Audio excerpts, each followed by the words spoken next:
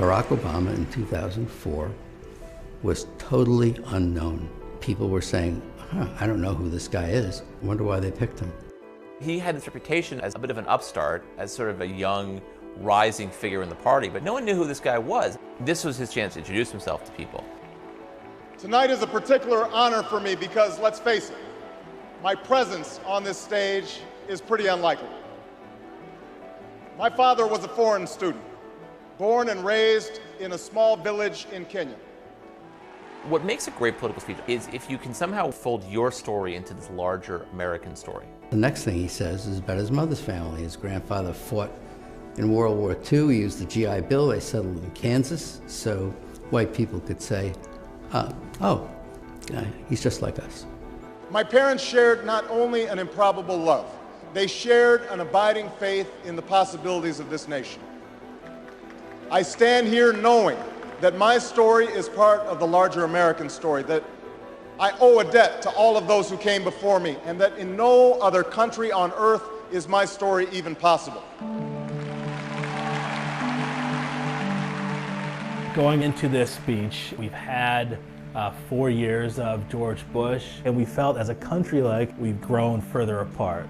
2004 was very much a divisive partisan race. Obama's speech is in some ways an antidote to that. Alongside our famous individualism, there's another ingredient in the American saga, a belief that we're all connected as one people. If there is a child on the south side of Chicago who can't read, that matters to me even if it's not my child. If there's a senior citizen somewhere who can't pay for their prescription drugs and having to choose between medicine and the rent, that makes my life poor even if it's not my grandparent. It is that fundamental belief, I am my brother's keeper, I am my sister's keeper, that makes this country work.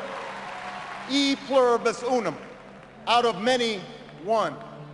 He gives a speech that presages his entire political message of 2008, which is this sort of post-partisan argument.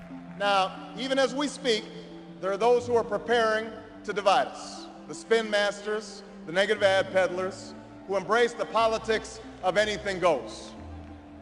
Well, I say to them tonight, there is not a liberal America and a conservative America. There is the United States of America.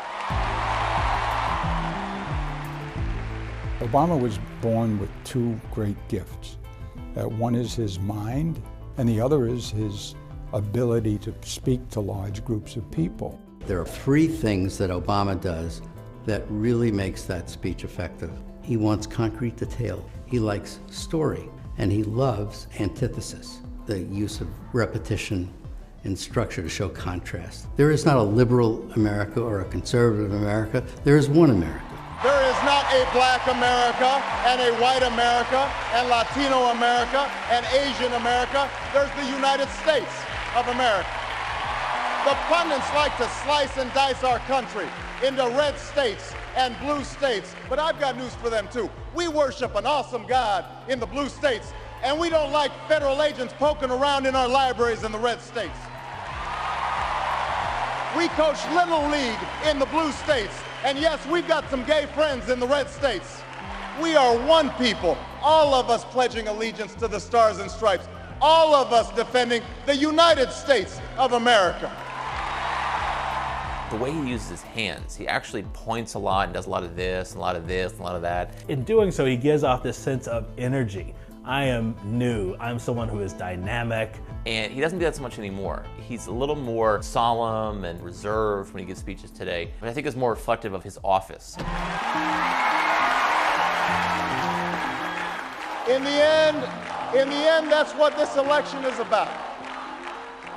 Do we participate in a politics of cynicism, or do we participate in a politics of hope?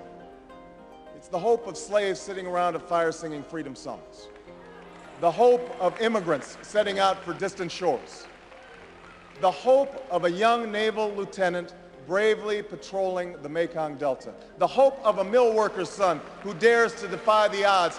The hope of a skinny kid with a funny name who believes that America has a place for him too. Hope in the face of difficulty. Hope in the face of uncertainty. the audacity of hope.